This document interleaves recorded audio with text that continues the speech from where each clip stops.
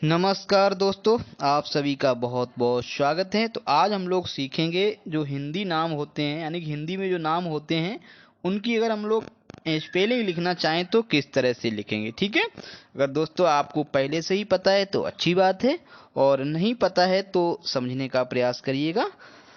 तो चलिए शुरू करते हैं। आजकल मैं अपनी छोटी बच्ची को लिखाने और समझाने का प्रयास कर रहा हूँ, तो वो कैसे समझ पा रही है तो उसी हिसाब से मैं आपको भी समझाने का प्रयास करूँगा। तो आप धैर्य के साथ समझने का प्रयास करिएगा। देखो, अब सबसे पहले अगर आपको लिखना है राम, क्या लिखना है? राम। ठीक है, कैसे लिखेंगे? तो सबसे पहले जो अक्षर बना हुआ है वो अक्षर किससे बनता है वो बना लेंगे। जैसे हम अगर बात करें राम की, तो रा हमारा बनता है आर से। किससे बनता है? ये आपका बन गया आर। ठीक है, और उस पे आप देख पा रहे ये आपका डंडा लगा हुआ है, यानी मात्रा लगी हुई है। तो आ की मात्रा के लिए आप ए बना लेंगे, तो आर ए। ठीक है, और आपका जो माँ बनता है वो बनता है आपका एम से, तो आर ए एम। तो राम को हम लोग किस तरह से लिखेंगे? R A M. ठीक है, और जो लास्ट वाला अक्षर होता है उसके लिए हम लोग ए नहीं बनाते हैं। वैसे हम लोग क्या करते हैं, जो हमारा अक्षर होता है प्रत्येक अक्षर क्या करता है, ए अपने आप में ले लेता है। जैसे अगर हम लिखें रमन को, तो रमन में सबसे पहले तो आपने इसमें भी क्या बनाई? आर बनाई। ठीक है, और इसमें आपका डंडा नहीं लगा हुआ है, फिर भी आप क्या करेंगे? ए लगा देंगे। ठीक है, यानी कि कोई भी अक्षर अगर आप पूरा बना हुआ है तो उसके साथ ए हम लोग बना ही देते हैं। ठीक है, और उसी तरह से यहाँ पे अब बना हुआ है माँ, यानी कि माँ का मतलब यहाँ हो जाएगा एम। ठीक है, तो ये भी आपका पूरा बना हुआ है, तो एक ए और बनाएंगे। ठीक है, तो एक ए और बना दिया। अब देखो ये जो लास्ट वाला ना है, ना बनता है हमारा एन से, तो यहाँ पे हम लोग एन ए नहीं बनाएंगे। ठीक है, केवल एन लिख के ही छोड़ देंगे। अब देखो, जैसे आपको लिखना है गगन, तो आप देख रहे हैं गा हमारा पूरा बना हुआ है। तो जब अक्षर आपका पूरा बना हुआ हो तो पहले तो गा हमारा किससे बनता है?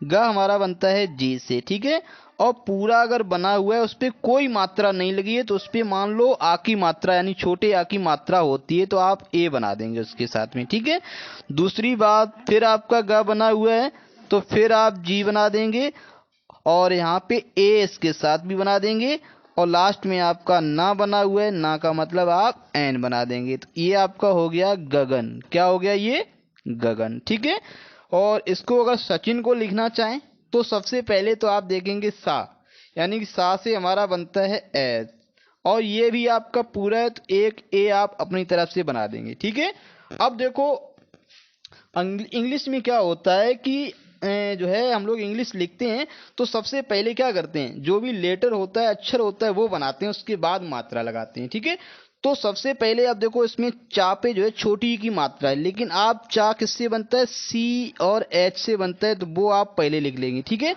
अब ये आप देख पा रहे हैं ये जो है छोटी ई की जो मात्रा लगी हुई है, तो छोटी ई की मात्रा लगती है आपकी आई से। ठीक है, आई बना देंगे तो इसका मतलब माना जाएगा वो छोटी ई की मात्रा हो गई। ठीक है, और फिर इसमें ना है तो ना का मतलब यहाँ पे एन बना देंगे, तो एन के साथ में चूंकि ये लास्ट वाला अक्षर है इसलिए हम लोग ए नहीं बनाएंगे। तो इस तरह से आप लिखेंगे सचिन। ठीक है, अब देखो हम लिखेंगे सीता। अब देखो यहाँ पे लगी हुई है बड़ी ई की मात्रा, तो बड़ी ई की मात्रा आपकी डबल ई से भी लगती है और आई से भी लगती है। ठीक है, अब जब दोनों से लगती है तो इसका मतलब ये हुआ है आप सीता को दो तरह से लिख सकते हैं। जैसे, ठीक है, तो सबसे पहले सीता के लिए हमने एस बनाई। ठीक है, और हम लोग डबल, तो सबसे पहले आपने क्या किया? डबल ई बना दिया। ठीक है, तो सी, और ये देखो ता है, और ता पे इस बार क्या है? जो आ का डंडा लगा हुआ, यानी कि आ की मात्रा जो लगी है उसके लिए अब इसमें आप ए बनाएंगे। ठीक है, तो ऐसा नहीं करते हैं कि लास्ट वाले अक्षर पे हम लोग ए नहीं बनाते, अगर बड़े यानी कि बड़े आ की मात्रा लगी हुई है तो हम लोग ए भी बनाते हैं। ठीक है, और अगर आप जो है सीता को एस आई और टी ए भी अगर लिख देंगे तो इसको भी गलत नहीं माना जाएगा, क्योंकि बड़ी की मात्रा दोनों से लगती है। बड़ी यानी कि डबल ई से भी लगती है और आई से भी लगती है। ठीक है, आगे बढ़ते हैं। अब देखो अगर आपको लिखना है गौतम, तो गौतम यानी कि इस पे औ की मात्रा लगी है, लेकिन सबसे पहले जो अक्षर बना हुआ है वही अक्षर किससे बनता है वो लिखेंगे। यानी कि सबसे पहले आप बनाएंगे जी, ठीक है। जी के बाद में औ की मात्रा जो आप ये देख रहे हैं, दो मात्राएं लगी हुई हैं, एक डंडा बना। ये औ की मात्रा है तो ये आपकी बनती है ए यू से, तो ये हो गया गौ।